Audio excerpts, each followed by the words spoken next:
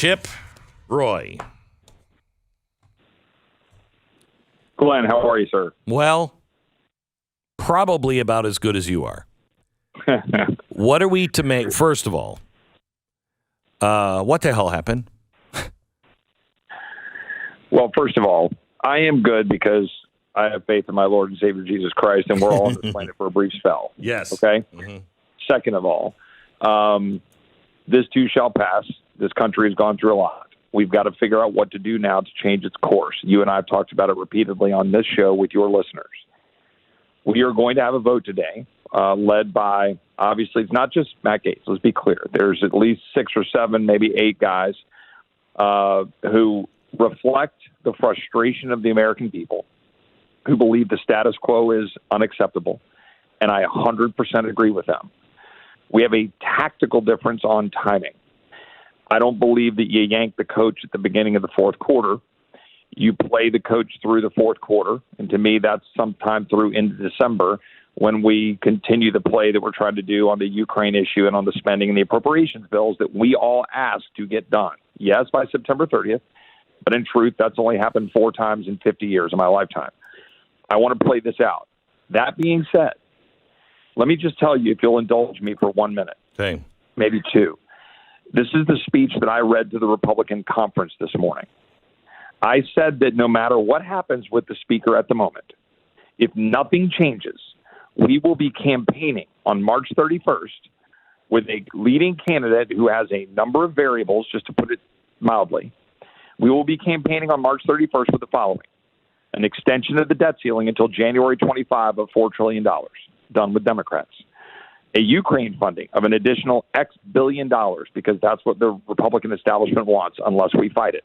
Probably well over $50 billion, Glenn, if we don't fight it. Unoffset, unpaid for. $16 billion of disaster package that was just passed on a CR, not paid for.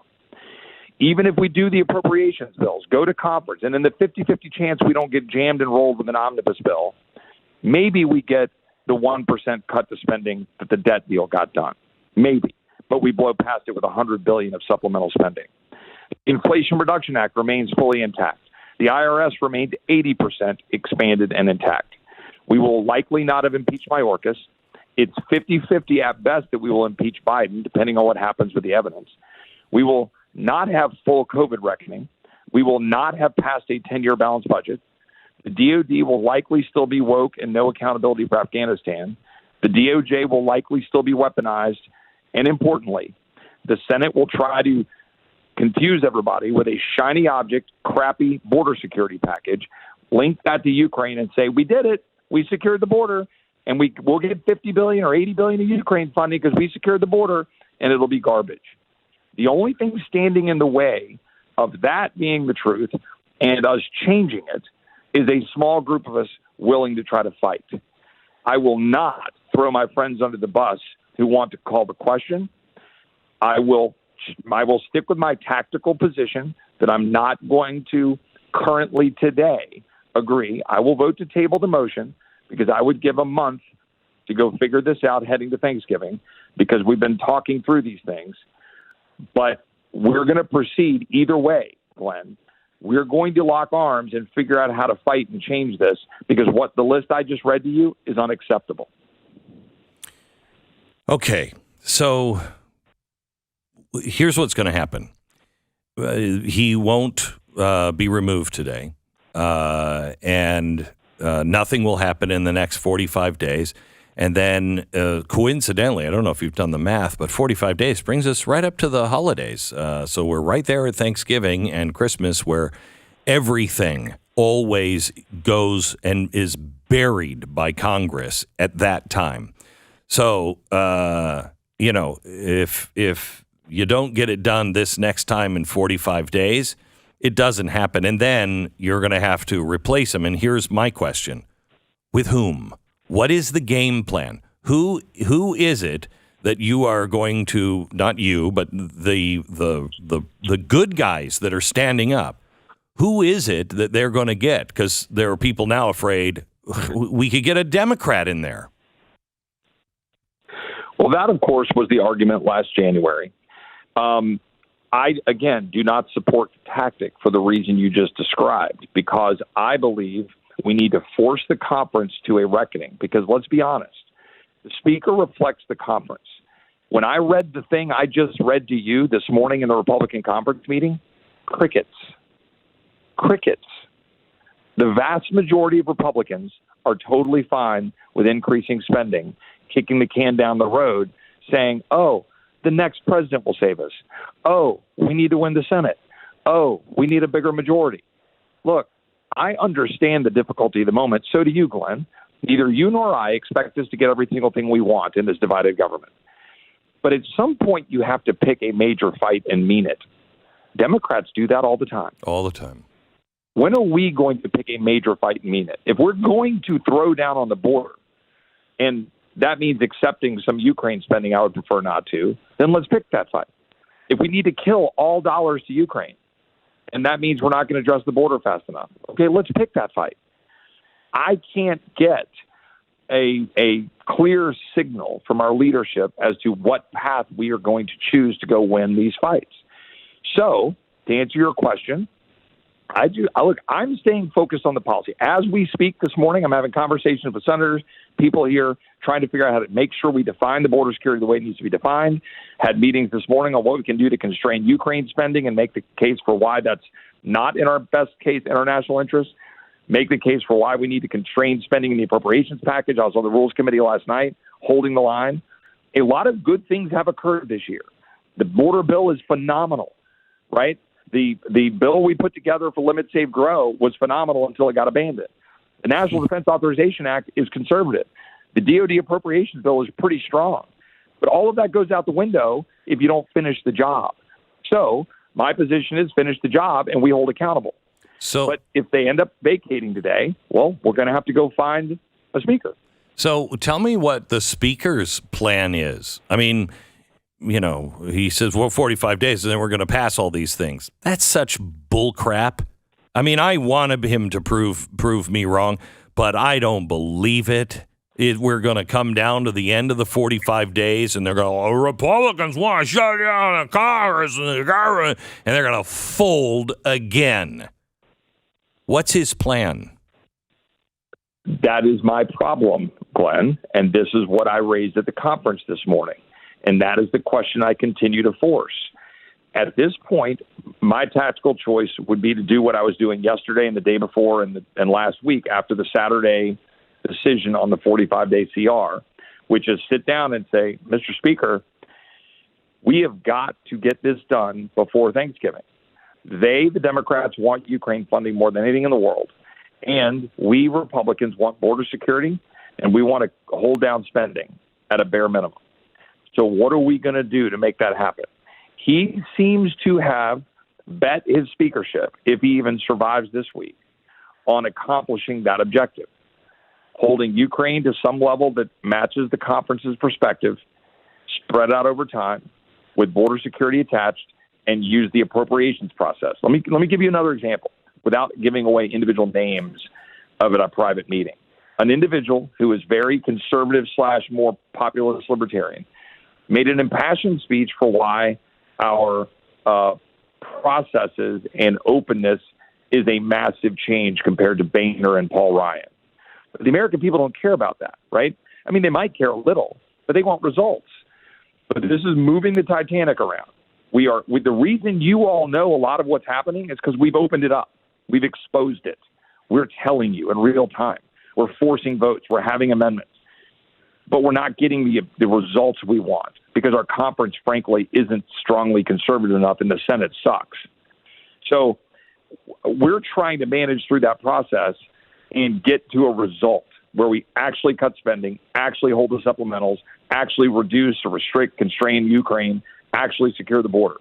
I haven't given up on that, even though you and I are both as cynical and frustrated as you would expect at this moment. So, Chip, first of all, I don't want you to feel my frustration is pointed to you at all, because I prayed for you this weekend thinking he has got to be just beside himself, because I know how hard you're working on this. Have you been struggling at all with, am I being duped? Am I being duped? I mean, Because I know I would if I were you. I would probably do exactly what you're doing now because it seems reasonable to me. But I feel like I would be saying, yeah, but I mean, why should I trust them? So you shouldn't, and I don't. I trust no one for the most part in this town, particularly people who have been here for a long time. We are in the process, in my opinion, of breaking this town and creating coalitions in which we can trust each other. I'm talking right now to my colleagues that I disagree with a little bit on their timing and tactics because I respect what they're trying to do. There are colleagues that I have who don't respect what they're trying to do. They think it's about showboating or grandstanding or fundraising. It's not. Yeah, they might grandstand and they might raise money. That's politics. But at the end of the day, it's because they're tired of watching the same old and the status quo. Again, Glenn, I want to reiterate to all the listeners out there who are going, well, Chip, why won't you join them? Well, I might at some point. The issue here is how do we navigate from right now to a place where we can go try to get a victory for the American people? Our country can't wait 16 months for Donald Trump or Ron DeSantis or anyone else to get in and shake things up in the White House without massive damage. So for me, I want to get a victory for the people, not just a political victory. So that list I read, crickets. Your conference, your Republican conference, I want every listener out there to know, while they're moving in the right direction, at the end of the day, their reflex is still to be totally okay with increased spending, totally okay with, well, we might have to deal with the border at some point, totally okay with more money for Ukraine because Putin bad. And so I'm just telling you, you get the speaker that reflects the conference. Some of us are trying to shift that, and it doesn't happen as fast as you or I or your listeners would like. Well, it doesn't sound like an extremist to me. It sounds like a constitutionalist and somebody who is trying to think it out. When you say crickets, I just want to make sure I understand. Not because they were shocked by it, like, oh, crap, we're in trouble, but because they didn't see a problem with it. Well, I would state it this way. In fact, one member got up to the mic and said, we can't address those things until we have the White House. To which I say, poppycock. That's just not true. We can't do them all. Look, Glenn, I mean, I can't possibly say you and I, with the 221 majority, can kill Ukraine, fully secure the border, gut spending to the levels that you and I would do it, fire Mayorkas, impeach Biden. Like, I get it. But can we get one of those damn things? One, right? Give me an actual spending cut that I can go be proud of. Don't give me more bull crap supplemental spending. Actually secure the border and don't give me your well, it's got to be a bicameral, bipartisan bill or we'll never get it through. Got to get a gang of, no, kiss my ass. You want Ukraine funding? Then give me the border. Okay. All right. You don't want to cut that deal? Then fine. Zero out Ukraine funding. Give me a win that we can go to the American people and said, we fought for you and we won. That's what I'm trying to tell the conference. Some are there. I got a whole lot of text messages in that room saying, hey, I thank you for saying that. But you know what? That still doesn't get us there because the conference has to be moved. You guys are moving them. Don't give up. Hold the line. But don't roast everybody in a stupid social media, attack because you don't agree with the tactical play, right? Chip Roy's a rhino. Fine, call me a rhino. I don't give a damn. What I'm saying is don't go after Gates for being a showboat and don't go after Chip Roy for being a rhino because we disagree on the tactics. Well, you've got a block of people from the 20, and it's growing, who are fed up. And that doesn't get you much, but it gets you a lot when you talk about we're building a momentum here. Don't lose faith. We're years into this mess in Washington, and we don't have the White House, and we don't have the Senate, and we had 221 in the frickin' House. So we're trying to move the needle. I am not going to lay down on this. I'm not going to allow them to roll over us with Ukraine funding without getting border security. Ukraine funding has got to be cut. We got to offset supplementals. These are the fights we need to have right now, and we got to keep fighting. Chip, I'm out of time. I just need a simple answer. How many votes do they need to oust him today? I don't 100% know because I don't know how many Democrats are here, and the denominator matters. Okay. I think you're going to get, 7 or 8 who will be who will vote no to table, and then we get to the motion to vacate, we may be in a position where we're choosing a new speaker. We'll see what happens in the next 3 hours. Okay. Thank you very much, Chip. I appreciate it. Take care. Chip Roy.